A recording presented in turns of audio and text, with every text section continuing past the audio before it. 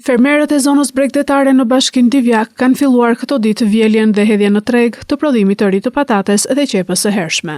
Tokat bujqësore në fshatrat Miz, Dzeng dhe Zharnec janë mjaft të përshtatshme për këto kultura, të cilat në këtë zonë kanë hershmëri duke konkuruar të gjitha rajonet e tjera të vendit.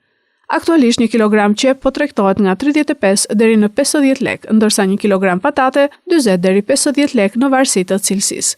Sipas fermerëve, ky çmim për kulturën e qepës nuk justifikon shpenzimet e kryera. Si vjetë sa me zi shesim 4 kuintal, 3 kuintal se hy shumë mall i jashtëm. Ai tregtari që na merr në prerë mallin thotë që ka mall tjetër është më cilësor i jashtëmi, më lirë, jo më cilësor, por është më lirë. Edhe kështu që neve punojmë kot. Si me të kënaqur. Dhe për shkak të kosë dhe fidanën që marrim se kështu janë fare të përzira. Kosë me çmime që janë këto me 500 lekë në Leverdis. Se janë kosët më dha, jo spërkatja që janë këto. Gjitha me radhë. Kështu që, po e shesim. Që të bëjmë?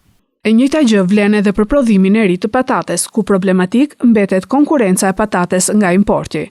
Në këtë zonë ka fermerë që ende nuk kanë arritur të shesin prodhimin e patates së vjeshtës, me synimin për rritje çmimi, ndërkohë që dalja në treg e patates së re bën që patatja e vjeshtës të shitet me çmim jo më shumë se 20 lek për kilogram. Për sa i përket kulturës patates, e reja sa ka filluar me fjalë që tregtohet, edhe për momentin është i çmim 500 lek, për momentin se nuk di se çfarë do të bëjë tregu, se flitet që ka treg nga jashtë, edhe paka shumë prodhimi nuk duket fort keq, po dhe çmimi 500 lekë duke ditur edhe arsyet e shpenzimeve del me një kosto të lartë, mos i bëjmë fjalë vetes, po njëkohësisht ka dhe patate të vjetër që është e pashitur. Unë personalisht kam mia që e kam mbaruar, po ka shokët e mi kanë në tonë ke shtëpia. Tani se si vetë këta të rëzije nuk i dihet, por që për momentin është pak e vështirë.